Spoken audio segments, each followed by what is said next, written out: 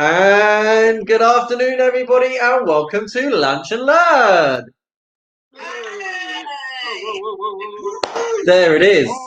Guys, come and join us on Zoom. We have got a guest star. Give us a shout, guest star, and let's see if people can recognize your voice on Facebook because I can't see your face. Come on, guest star, speak, say something. Ashley. Is he frozen? Oh, you're joking. Yeah, he's a bit like the chicken, totally frozen. Oh my gosh.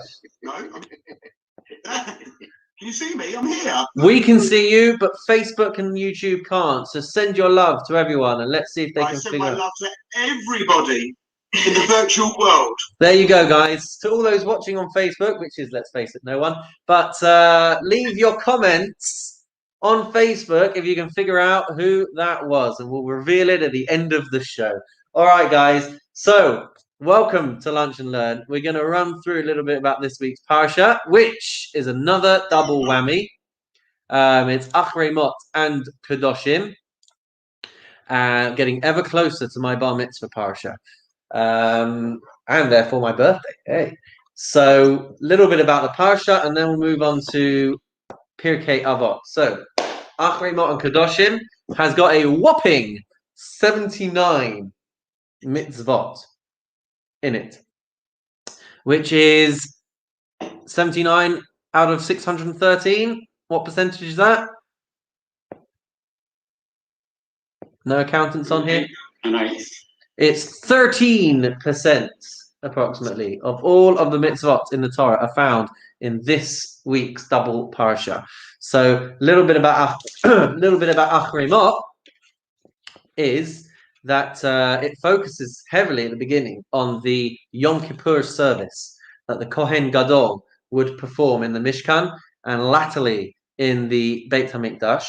And if you were to go through the section in our Musaf Machzah, in our Yom Kippur Machzah from Musaf, we go through what's called the Avodah. We go through a series of paragraphs and prayers that talk about the Avodah that took place in the Mishkan and in the temple, and about all of the different times that the Kohen Gadol would have to wash his hands and his feet and go to a mikveh, and about all of the different sacrifices and the scapegoat. We talked about this before, the two goats that take on the sins of the nation, and we have the goat that's sent out as the scapegoat, as it were. That's where the origin comes from, scapegoat. So that's all dealt with in Achrei Mot, and it goes on to talk about the prohibition of sacrificing animals outside of the Beis HaMikdash, which I think we've also talked about here before. We talk about also forbidden family and interpersonal relationships, people that you should not get too intimate with, shall we say? And that's, broadly speaking, Parashat Achrei Mot. Parashat Kedoshim, which is where you find the bulk of these mitzvot. It's heavily loaded with different mitzvot, and Kedoshim, as we know, comes from the Hebrew word meaning kadosh, meaning holy, and so this is essentially a series of mitzvot that increase or bring a person to a state of holiness, and it's very far-reaching, the areas that get covered in this parasha. There's a lot of mitzvot that get mentioned, but I guess if we could summarize, we could possibly say like this, that holiness in Judaism doesn't mean that we have to withdraw and refrain from worldly pleasures, but it means that we are setting ourselves apart for a special relationship with Hashem. And so in Judaism, in Jewish law, there are different things as a result of that are separated and treated differently because they are holier. So we have holiness that manifests itself through time. Shabbat is holier than the rest of the week. We have Yomim Tovim. We have different periods of time which are holier than others. You have the holiness of space. There are different places that are holier than others. The land of Israel is holier than all of the other places in the world. Jerusalem is holier than all of the places in Israel. The temple is holier than all the other places in Jerusalem, etc., etc. So that's holiness of space.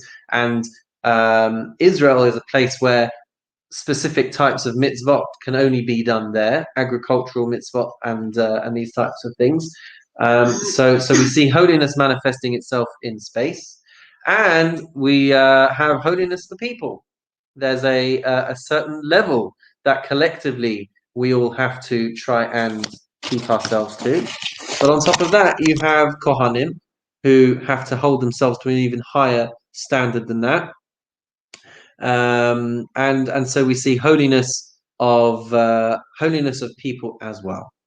And there's a lot of mitzvot that you can go through. And I think I probably said this last year, but my dad's favorite one is honoring and fearing your parents. But it talks about lots and lots of other mitzvot as well. Ve'ahavta l'reacha kamocha comes up in this week's parsha. Kilayim, forbidden mixtures, comes up in this week's parsha. The need to have accurate weights and measurements, being honest, not gossiping, comes up in this week's parsha. More about the penalties for forbidden relationships. So all of that comes up in Parashat Kedoshim. There's one mitzvah that perhaps we can draw a little message from, which is mentioned both in Achremot and Kedoshim, and that is the prohibition of killing one's child for the idol of Molech. That comes up twice. And it seems that historically there would have been a temptation for parents to sacrifice their children if they felt that they needed to show even more devotion and even more dedication and even more loyalty to their God or to their gods. So it seems that there was a process known as Molech, where people would basically pass their children through fire out of service to their gods. And so the Torah explicitly prohibits this kind of action. And we can sit here in 2021 and we can think to ourselves, well, no one's really passing their children through fire, so that's all a little bit obsolete. But the truth is that the commentaries and the commentators, they pick up on this mitzvah, and it does apply very much so, even in our times as well, because there is a cultural, what would you call it? A cultural propensity to cause suffering to our children in what we think is good for them, and actually it can break them or weigh them down or crush them. We can set high expectations for them that cannot be or that they feel cannot be met, and it can be quite burdensome. We can give them influences. We can influence them and expose them to things that ultimately are not in their best interest. And these could all be examples or modern day examples of where we put things before our children which they can't cope with or they can't handle, and works to their detriment. And God forbid, in severe cases, certainly of neglect and abuse and these types of terrible things, you can ruin a child on account of doing what you think is important, or doing what you think is right, or doing what you think is in their best interest. So we do still have relevance to this concept of Molech, and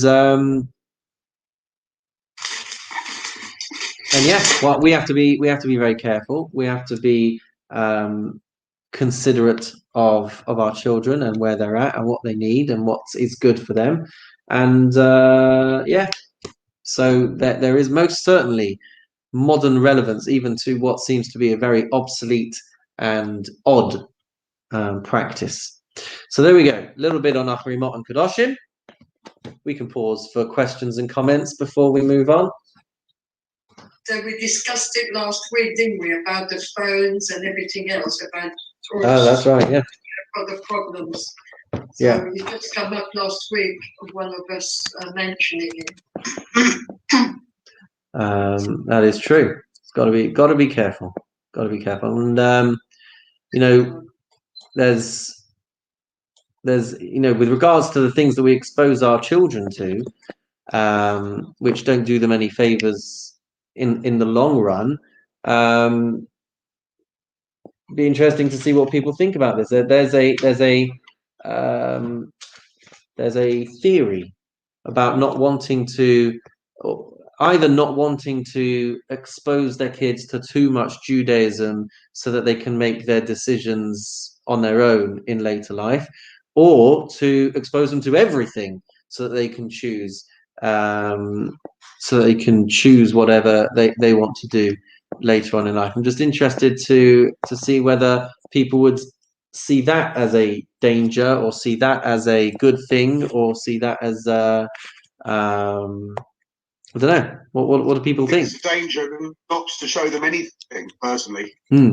Danger not to show them anything. Yeah. I mean, I think if you show them something, whenever they're of whatever age, you're showing them something in our religion, so what to do, and then obviously when they get into later life in their late teens, and then they can, or when they get married, then they can choose. But I think it's very important to show them tradition without fail. Otherwise, it gets lost. Absolutely. It gets lost and it gets forgotten about. A beautiful point. He who shall remain nameless until the end of the show. No. Exactly. Am I still not there? I can't believe it. No. Well, when we go to Facebook, it's only looking at me, but the sound goes through to Facebook. But guys, let's ruin everyone's fun. We are privileged and honoured to have Ashley Kelman on today, live with us on Zoom. He was the big face of Lunch and Learn back when we could sit together in person, and the pandemic ruined all of that, and he has just been non-stop. He hasn't had a proper night's sleep since before the pandemic. And for about 30 years now. Things have changed. Things are slowly getting back to normal. It's nice to be able to sit down and come on. Got yourself a cup of tea? I mean, you're the only one who could probably get themselves the actual the lunch package from Kelman's. Yeah, I could do, but no. Joy, you've got your hand up. Yeah, you were just saying about not really teaching them anything, and then they can decide whether or not they want to do anything as they grow older. But there's the other way of doing it, which is to teach them and to encourage them as much as you can in Judaism, talking specifically. And then if later on they choose not to follow it to any particular extent, that is their choice, but they have got something to choose from. They have a basis of learning, and they can make and what's the expression there?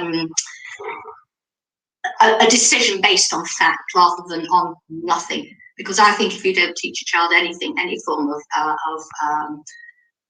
maybe not faith, but way of ethics being brought up, how will they know?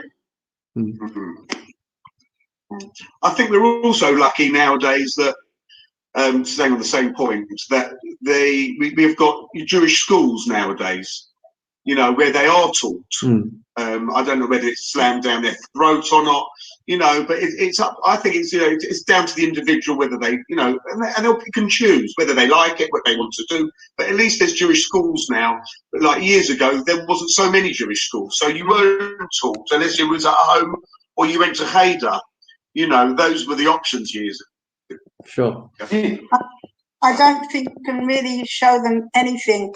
They learn by osmosis. It's what you do, how they're brought up, what they see in the home that I think sticks with them more. An excellent point as well. Apologies to be late, but Ashley, all my grandchildren in England went to Jewish schools, Yavna, and prior to that, Halsmere Jewish primary. Unfortunately, it was wonderful that they went, and they are magnificent schools educationally, academically. There's no question. They did brilliantly. However, the amount of Jewish learning is minimal. It comes from the home. It's what you instill into them in love and affection. Whether they want to go on and learn in the yeshiva or really study and understand is one thing. But the love and the affection and keeping Shabbos and lighting candles and davening, that comes from home. You can't teach that in school. No, I agree. You can't teach it in school. And you've got to instill it with love and that they come away on a Friday night and they really enjoy it. It's not they can't, not that they can't go out, but it's that they love staying in. That they want to be with the Zamirot and the benching and the singing and what goes with it. Mm-hmm. There's an emotional and passionate element that has to come alongside it. And I say something, I mean, this is my own experience with my children. Eddie, the oldest one, instead of taking a year out, he wanted to go to yeshiva. Right, so we were just religious. I mean, not very orthodox, but just let's say orthodox. And I wanted to go to yeshiva, and after 3 months, he just left. He said, "Mom, that's not for me," and he just left. So that I thought, well, that's the experience. He had it. He wanted it. Gave it to him. He was in Jerusalem for 3 months, and we gave it to him. I've got experience of exactly the opposite. I have 2 nephews who would not, and they came up from really lovely families who did not want to go to shul, didn't want to observe anything. They really didn't want anything. And it was we really pushed for them to get into shul on Rosh Hashanah. However, they went to Israel. They went to the Temple Mount. They met a rabbi. And they were laughing and joking, and he said, "Come to my yeshiva for a day. Come and have a look." I will tell you, they stayed for 7 years. They married girls for the yeshiva. One is still in Israel. One is now here in Golders Green, and they are the most lovable children who enjoy their Torah, they're learned, they keep everything. You can't tell. I mean, they went from the sublime to I don't mean ridiculous. They just changed because they met the right person. There's another person on here whose kid. Something of passion. There's another person on here whose kid caught them completely by surprise and never had planned to go to yeshiva and ended up going and being there for a few years. And now he's the community rabbi in Bushy. So there you go. And the twin boys of one of our members, Terry Viner, her 2 boys are absolutely, engrossed in their Judaism. They're middle-aged men now with families, and so you can't tell. It goes. It's how it hits you. That's right, and as you said, there has to be elements of passion, and I mean, as Rita was pointing out, there has to be the support framework at home to encourage it and support whatever decisions are made. But what I was saying was, you can have that support at home. My aunts and uncles were engrossed in their faith, and yet the boys didn't want to know, but they met the right role. They met the right person who just instilled. There's something there that's important. In one day, and he converted it to years at yeshiva. There's something in your words though as well, Martin, which just triggered something, which is that as parents we have to unconditionally love and support whatever decision children make. Yeah. So it's great when they end up making the decisions that we find to be acceptable in our lives. But even when children make decisions that we struggle with, we still have to find ways of giving unconditional love. Absolutely, because you never know how it turns out. Whereas if you reject them completely, you can explain that you're not happy with their lifestyle. But if you reject them and don't love them, then you can really push them away. Yeah. All right, ladies and gents, let's move on to some Pirkei Avot. On the screen over here, we're on Mishnah 20. In our books, we are on 25, 26, and if we get there, 27 as well. So it's one long paragraph on here, but it's divided up differently in some of our books. So let's start with Alicia Ben Abuja. Alicia Ben Abuja says, Halomed Yeled Lemahu Domer. One who learns as a child, to what can they be compared? And he says, the Hebrew tells us, Lidyok Tuva al Niar Chadash, can be compared to ink being written upon a new piece of paper.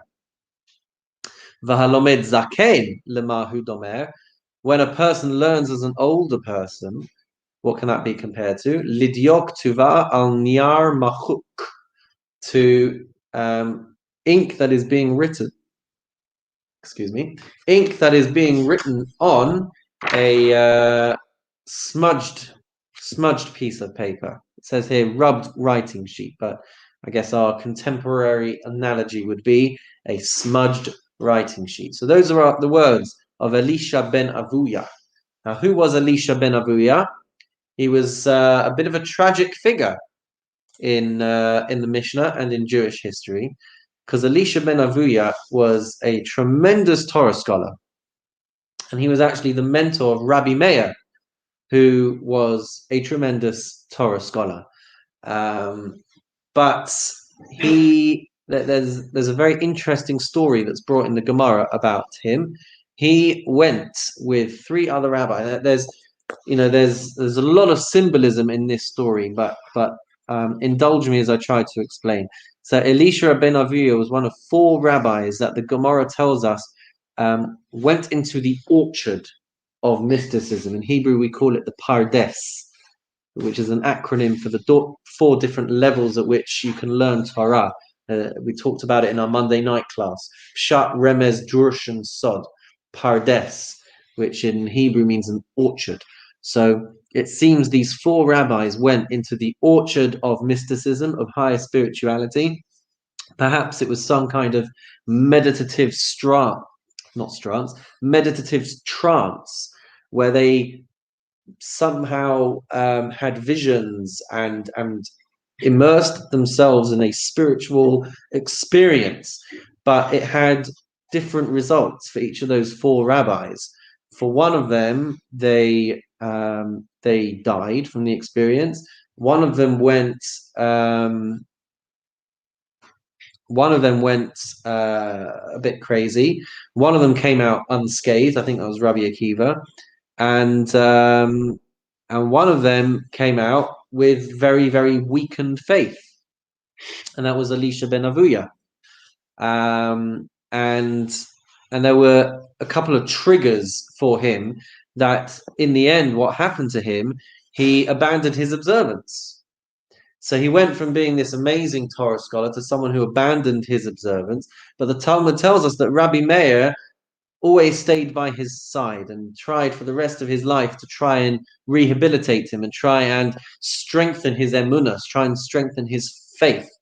And there are stories about how Elisha was convinced that even if he did teshuvah, then heaven would never accept him.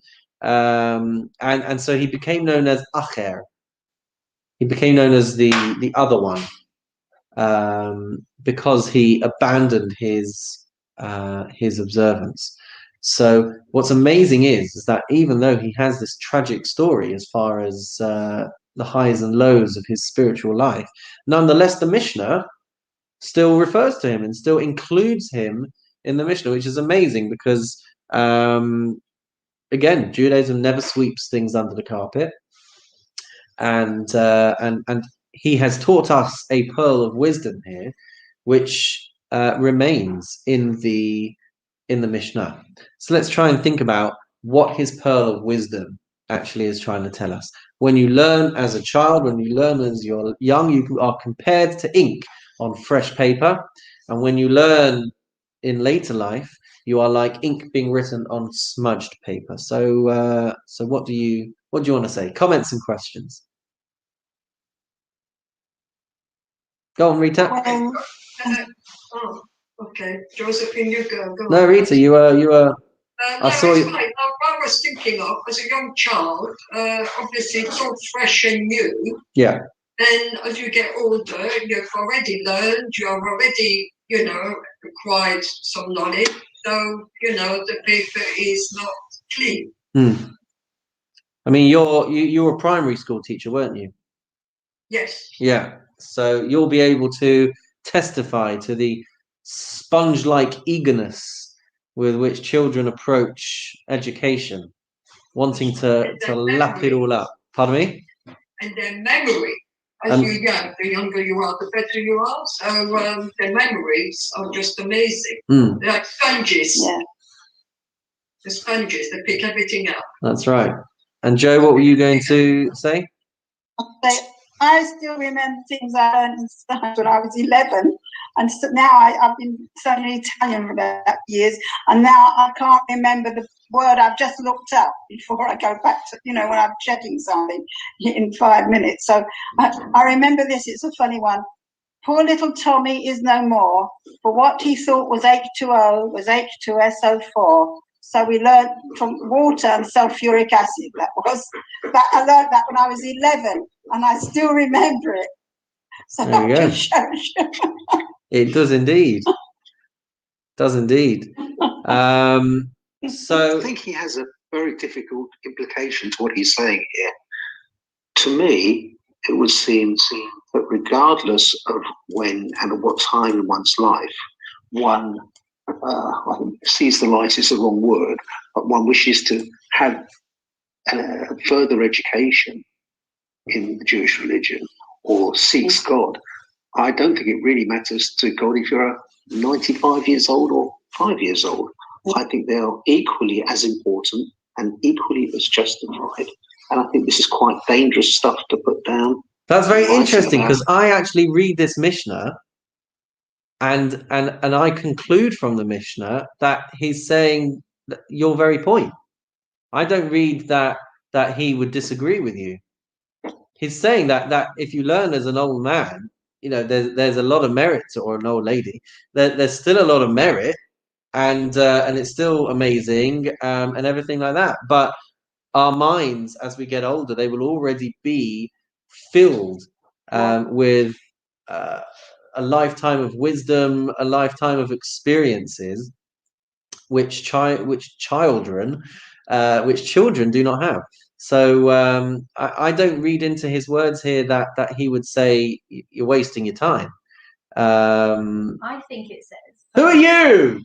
Only because I overheard. Oh, thank God we've got somebody who's got. Yeah, someone with a bit of seichel. Oh, okay. We've got Ashley on today. Oh, amazing! Hi, Ashley. I don't know if someone's already said this, because I've just heard the Mishnah. I didn't hear anything else, but that as a child you can absorb things easier. Mm-hmm. Is that what someone's already said? Yeah. No. Yes. No. Yeah. No, but I think that's the foundation of everything, which is with their sponge-like ability to absorb. Come have a seat. Yeah. Come on, camera. Come. So with their sponge-like ability, it's a fresh slate. It's a clean slate. So that's the best time to learn. I mean, they talk about how children can learn languages far easier when they're young than adults can when they're older. So there is a benefit to learning from a young age. I don't think he's passing criticism on people learning at any age. I think what he's saying. Excuse me. I think what he's saying is that you've already got some values when you're older, and it's more difficult. You're more challenged, but as a young person, you can be influenced more easily. And Joy?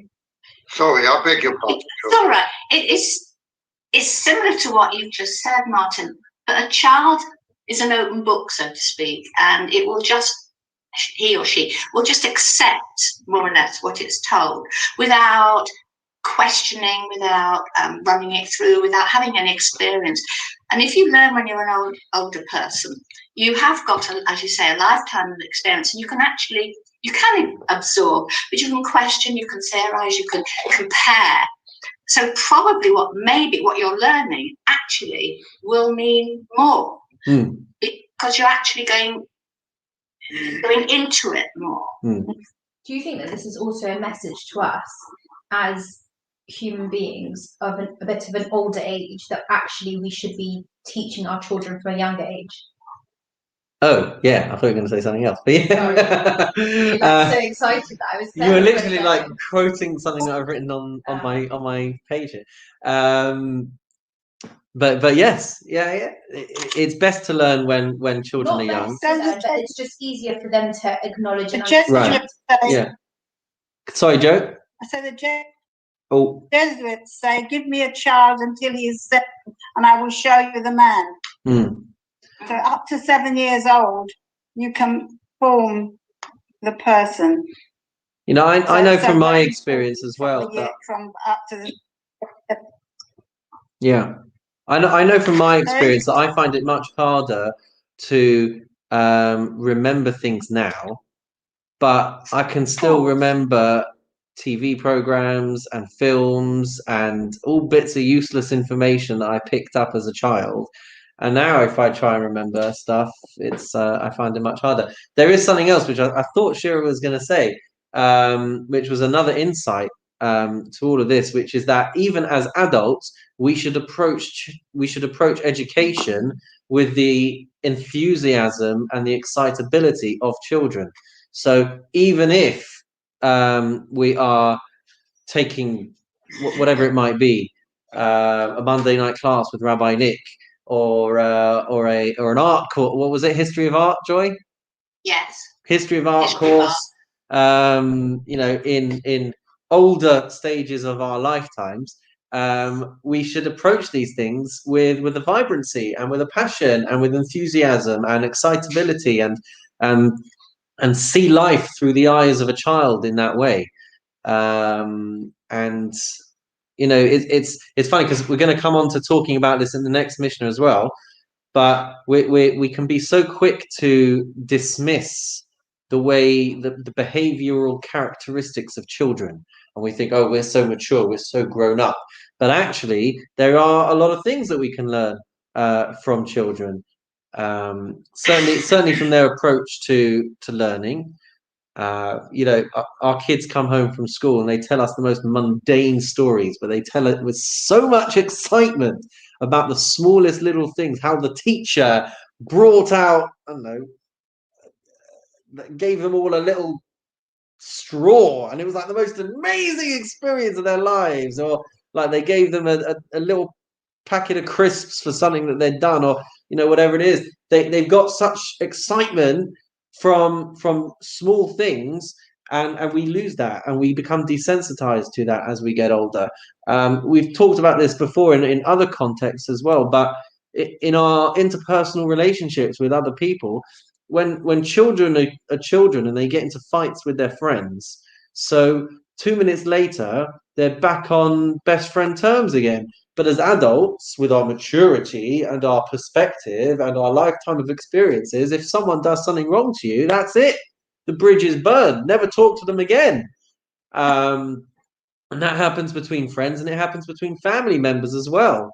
So sometimes it's better for us to look at life through the eyes of a child, because we can avoid these unfortunate pitfalls and unfortunate experiences. So that was something else that I took from this Mishnah as well.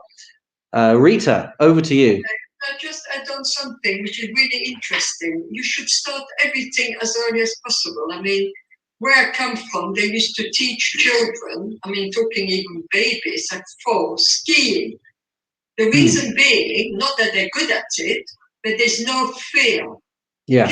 No fear. Yeah. And that's why all these Olympics, and you know, if you don't start early, you cannot achieve it, because if there's fear afterwards, you know, it's no good. So you need to be fearless, and as the younger you are, the fearless you are, the better you will be. How old were you when you learned to ski? Yeah, I do. Did you start as a 4-year-old? were you? No, I was going with the Machane, with Bnei Akiva. We used to go once a year. We used to go because we were on the border of Switzerland. So you used to go on the border of Switzerland. No, I wasn't young when I skied. Amazing. We used to go skiing. In a similar vein, my 5-year-old daughter just figured out last week how to ride a bike without stabilizers. And each of the children can now do it. Each of them managed to pick it up in like minutes. And as a child, it was just something that I never figured out. I could never do it. I couldn't get the hang of it. I probably gave in too quickly and too easily. But I didn't learn how to do that until I was much older. And we went to Cassioberry Park last week, and lovely place to be. Perfect place for kids to learn. So yeah, when they're younger, they can get it. That's unless they're me, in which case they couldn't. Problem here that you can influence a child much more easily when they're young and teach them good morals, values, how to behave, how to control their temper. And it's like an open, he says, it's like an open page, and it's important to teach them those things. Or you can influence them to be evil. It's so easy we see what's happening with our young children, in drugs and things, because they're being got hold of by wicked people. Or even just with the wrong kind of. And they're set in their ways. It's difficult. It's tough to change. Even with the wrong kind of attitudes, with racism and sexism and anti-Semitism, all these kind of things they can learn so quickly with young children. So it's so important to teach them young. Peter. Can I just suggest that he might have expressed the second part in a more sympathetic way, because it's almost like learning when you're older is not all that it's not all that good. It's not all that. He's almost talking it down when you're older. You should be encouraged, whatever age you're learning. I think you're never too old to learn, ever. Exactly. So I don't think he would disagree with you. I think he's just pointing out a reality. But I don't think he's being critical. So I mean, Rabbi Akiva was 40 before he learned how to read Hebrew and learn anything about Torah, and he became Rabbi Akiva, and he had thousands and thousands of students. So he may be expressing the same sentiments, but it's done in a rather detrimental way. I think Paul was making a similar. Paul, were you making a similar observation as well? I think it would be better if this was couched in the terms of encouragement, regardless of age. But there is always something to learn. There is always something that you can glean to help your life along its steady path, regardless of age. Let's see how you like this next one then. The next part of the Mishnah on the screen, or if you're in a book, it's number 26. We now have Rabbi Yossi Bar Yehuda from the place known as Kfar HaBavli, the village of Babylonians, I guess, but that's, I guess, the name of the town where he was. And he says, Halomed min haktanin, a person who learns from the young, lemahu domer, what would he be compared to? Lo'ochel anavim kehot v'shoteh yayin migito. He would be compared to a person who eats unripe grapes and drinks unfermented wine, or drinks wine from the vat. V'halomed min hazakenim, a person who learns from older people, lemahu domer, what is he compared to? Lo'ochel anavim v'shelot v'shoteh yayin yashan. It's compared to a person who eats ripe grapes and drinks old wine. So that's the next part of our Mishnah. So let's give everyone a moment to digest, no pun intended, to digest that a person who learns from a young person is like eating unripe grapes and drinking unfermented wine straight out of the vat. And learning from an old person is like eating ripe, delicious grapes and drinking old, mature wine. I think he was saying he needed to get out. So that you're from experience. Sorry, Paul. No, it sounds just like this guy needs to get out more. Make friends, meet people. I learned so much from my grandchildren. Yeah. I literally learned so much. To say that actually you learn so much more from someone who's older than you is ridiculous. I learn terrible things. I hear things, I read things on the internet from older people, and they're outrageous. They're ridiculous in political terms, and yet there are also people who are very wise. I'm not saying it's good or bad, but to make a statement that he who learns from the young should be compared to someone who eats unripe grapes, I mean, that's a convey.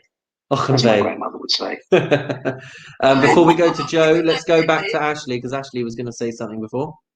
I was just saying to Paul, in some instances that, learning from an older person who's been there, done that, who has got some sort of experience. That was all, but no, nothing. You also learn from a young person. Of course you do. Because they're up to date with what's going on in the world today, whereas obviously some older people are not. So there's a bit of here and a bit of there. Yeah, I think he's talking about. 1 second, Martin. Joe's had a hand we up. all know Martin. No, I'm talking about general. Oh, sorry.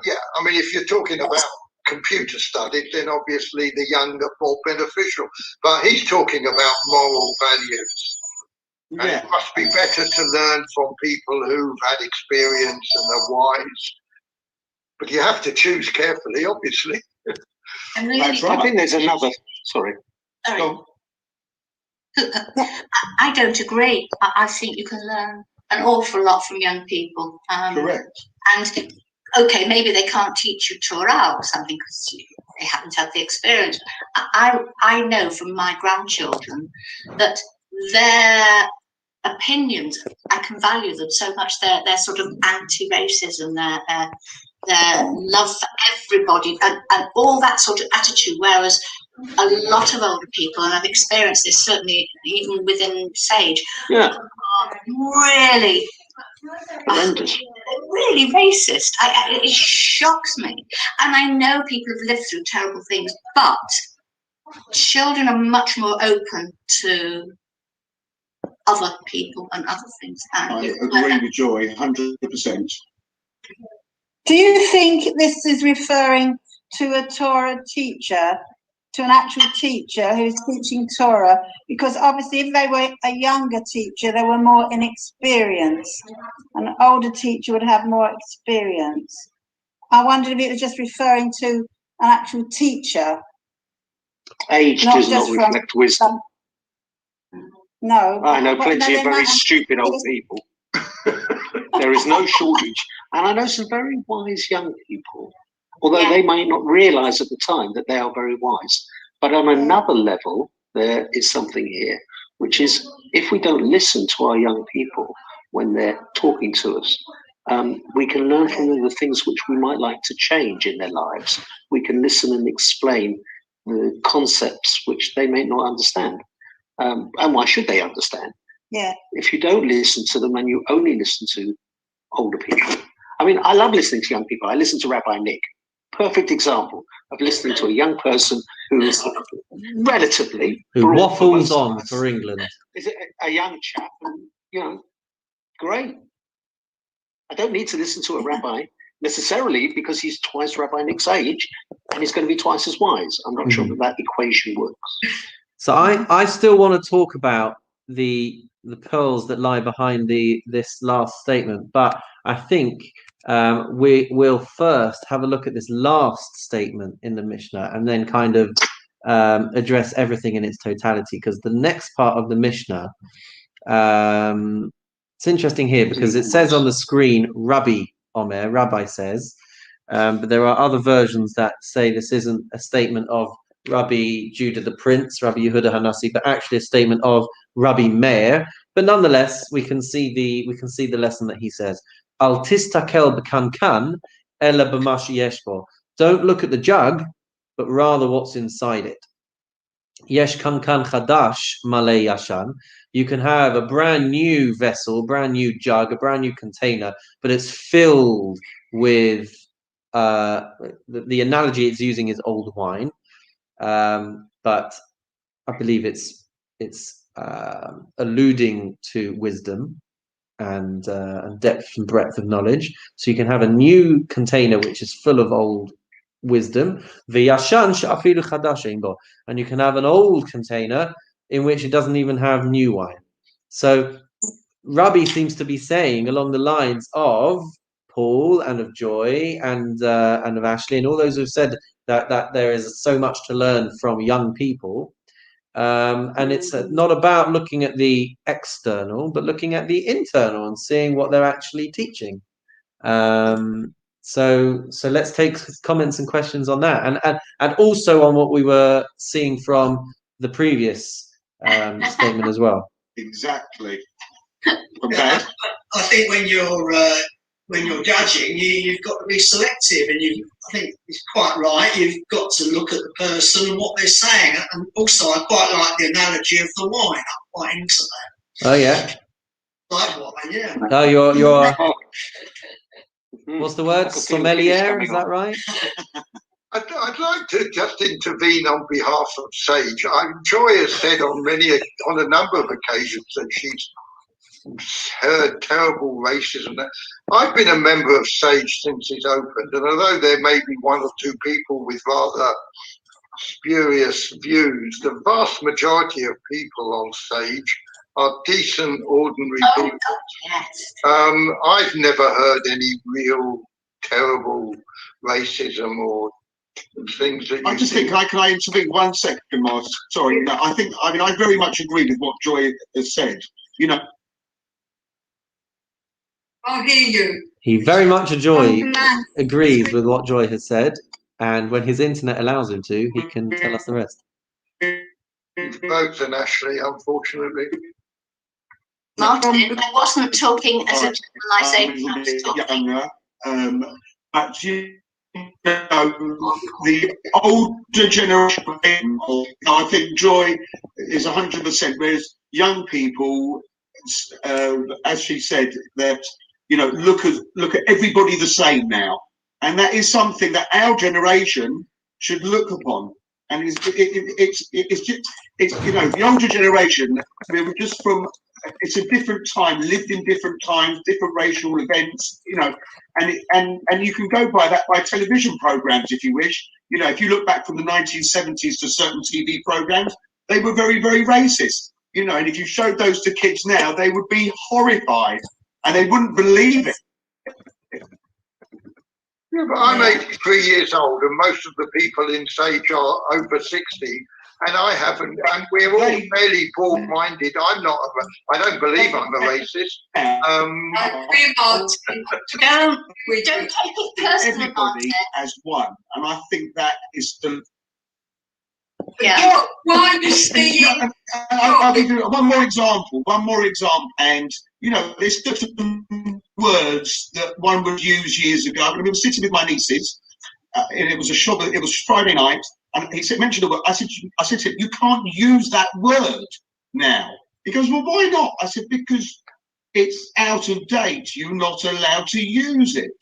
But he understood. But it's hard for some people to get their head around from a certain generation. So I agree with Joy. Very good. Martin, I wasn't to stick up for Sage. I wasn't saying that everybody in Sage is a racist, not for 1 second. And I've got lots of wonderful friends and acquaintances from Sage. Sometimes when we were we were doing current affairs or anything like that, and we're sitting in the room, this is when we were in shul, and conversation would have turned to Muslims or something like that, and truly there were a lot of things that came back which were kind of, wow, you wouldn't hear that these days, and that was what made me say, but it doesn't mean I think that everybody in Sage is a racist for 1 second. Thank you. It depends on your definition of racist. I recall very clearly rabbis from the Bet Din, for instance, we were talking with the churches when I worked at the Chief Rabbi, and we were having a lot of interaction because we felt that was absolutely necessary. We live in England, and so they sent the guy without the beard and the couple, off you go, Paul, go and see the. And I remember to this day so clearly the Bet Din giving the advice that so long as they walk on their side of the river, and we stay on our side of the river, that's fine if occasionally you go across the bridge. And I looked at it and I thought to myself, it does depend on what you call racist. Judaism fundamentally is and only for the definition I'm giving it, we as a race stay together. I don't really have very many, if any, non-Jewish friends. I don't recall the last time I invited someone who wasn't Jewish round for dinner, or we went out on a Sunday night. I have no non-Jewish friends, and there is somebody talking who ran a huge business, not with Jewish people. But I have to say, if my son went out with a non-Jewish girl, I'd be absolutely distraught. Would I cut him off? You were racist. That's what Paul's saying. On his definition, that doesn't make him a racist. No. Well, that's your definition. I certainly think I am a racist in the sense of Judaism and where it stands and how I want to live a Jewish life, how I want my children to be Jewish. And yes, it does exclude, as you can read in the Bible very clearly. Do you think, from a young person's point of view, what you just said, do you think I think personally that they would see you as a racist, as that would be a racist connotation. They would see it absolutely. Well, that's absolutely, but I like it. That's a generation thing, Paul. Racism is not affording other people the same opportunity as you have. Well, I don't.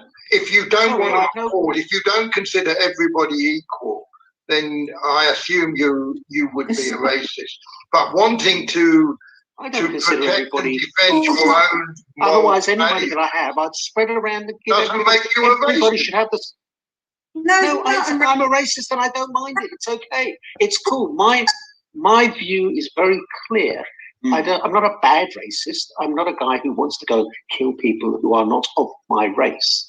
But of my race of Judaism, I feel it's really important that that my children do that. And I do have a Jewish grandson. Fundamentally key and very important. Do I go to or granddaughter? You don't want to be sexist. I don't think it's racist. I just think that how he prefers to live his life. Yeah. It's not racist. On the other hand, I have a lot of very, very non-Jewish friends who are as dear to me as anybody.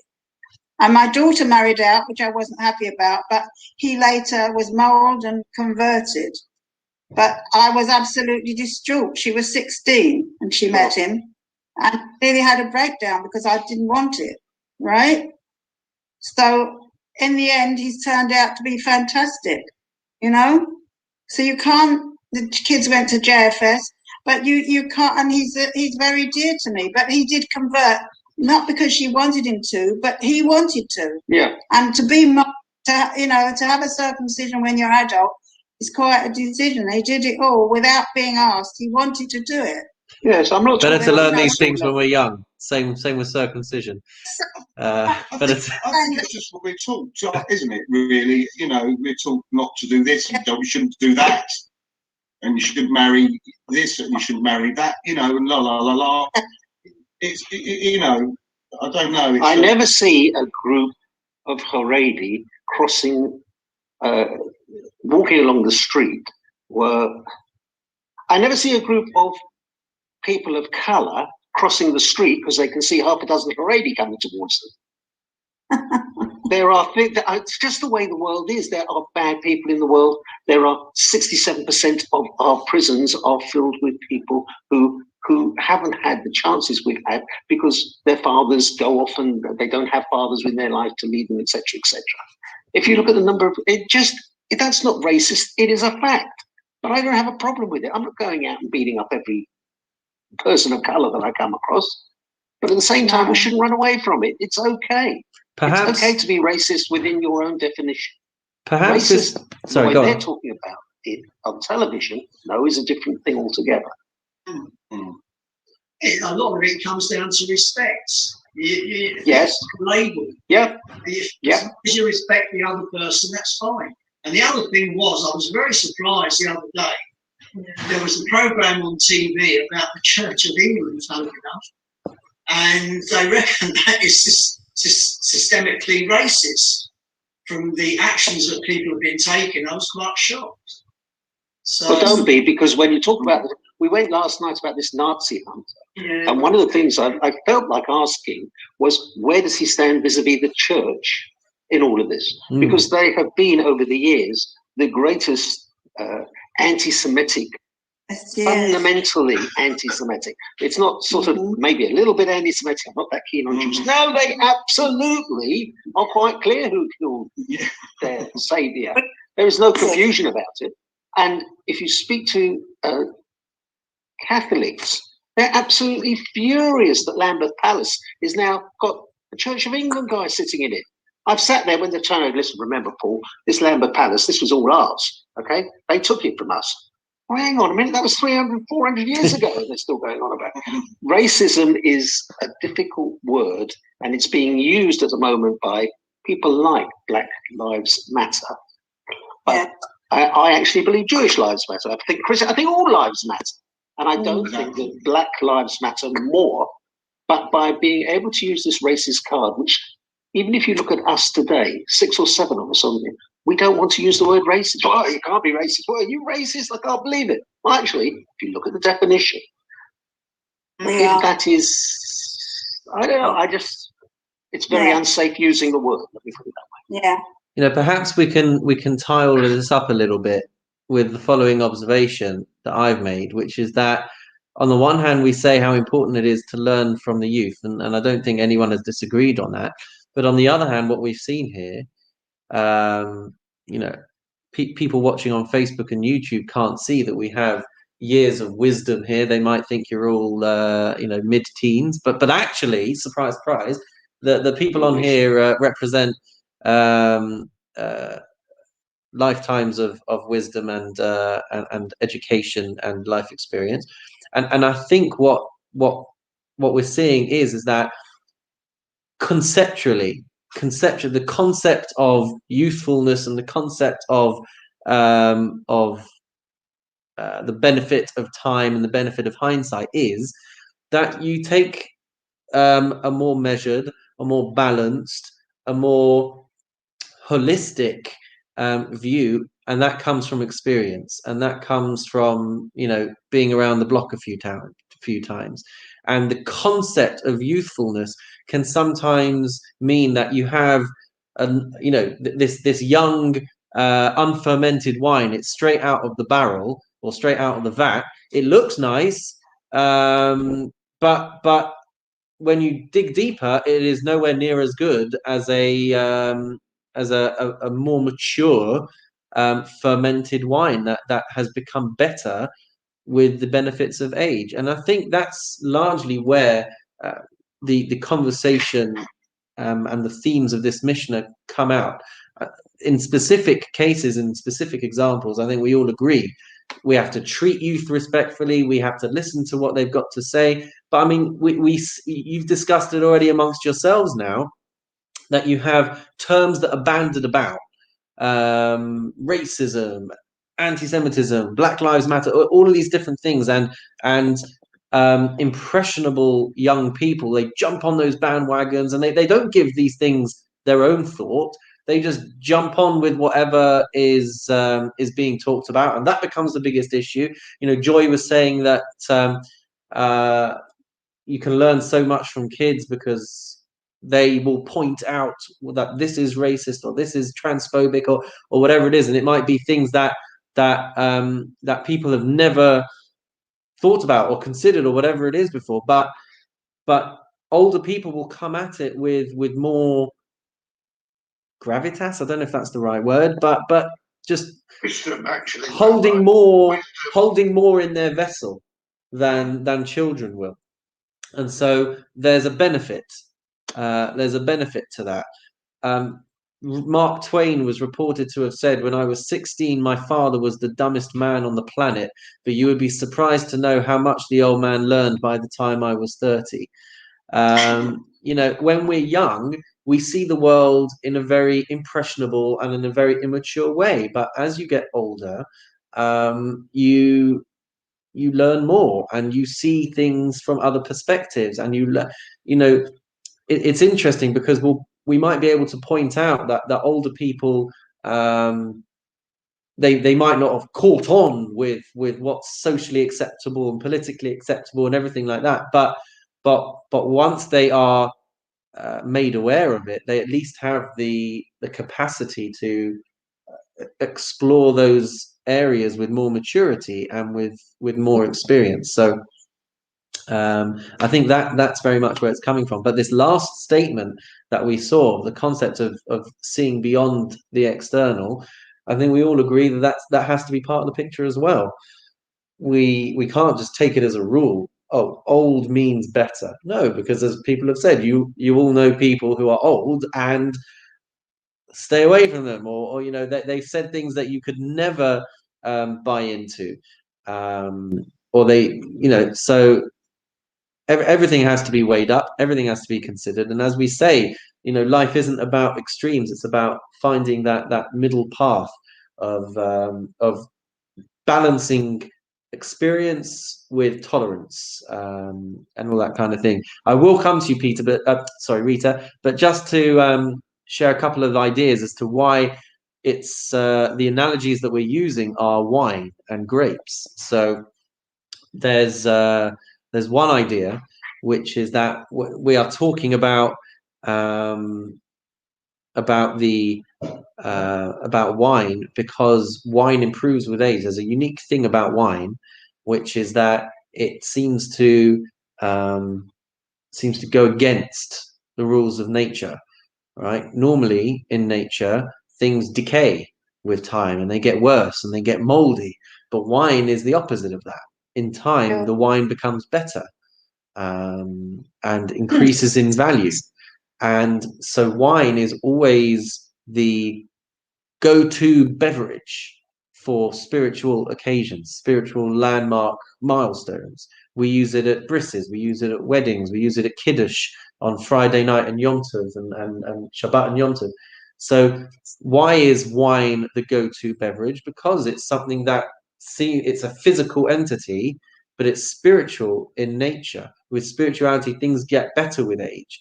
And in a similar way, wine gets better with age and goes against the grain. So we use that to lift our physical actions, our mundane actions, and we use that to infuse those occasions with spirituality. So thought I would share that. And another thing that I saw is that in the same way that you become intoxicated from wine, so we can become intoxicated through good lessons and learning from good teachers. And so perhaps that's another reason why wine is brought here when we're talking about education, when we're talking about learning, and whether they're young or whether they're old teachers, you can become intoxicated with the quality of their lessons. Which I guess also links back to what we were saying about how when we're young, we see things through fresh eyes and we have enthusiasm and we're excited. It all paints one picture. But there we go, a few things on wine as well. Rita, did you have a question? Well, the question I've said it, I don't know. He said, Rabbi said. Who is Rabbi? So there's a couple of different versions. It's either Rabbi Meir, who was a colleague of no, what did we say he was? He was the mentor of Alicia Ben Abuja, who we talked about, the guy that had started off today, and that's one possibility. And the other possibility is that it's Rabbi Judah the Prince, Rabbi Yehuda Hanassi, who was a contemporary of the middle rabbi that we talked about. So there's a few different versions as to who Rabbi might be. He was referred to Rabbi because he was the Rav of the oral law. He was the one who compiled all of these Mishnah statements. So he gets known as Rabbi. Yes, Joe. My book attributes it to Rabbi Meir. Yeah, as does mine. It's another book. Yeah. Just, you know. Thank you. So there we go, ladies and gentlemen. We've been going for over an hour, so we're going to thank you all for joining us. We're going to wish you all a Shabbat Shalom and wonderful, meaningful day, and come join us for the after party on Zoom. We will see you again next time, and big thank you to Ashley Kelman for taking the time out to join us today. It's made everyone's day. Nice to see you all. Take care, everyone. Nice to see you.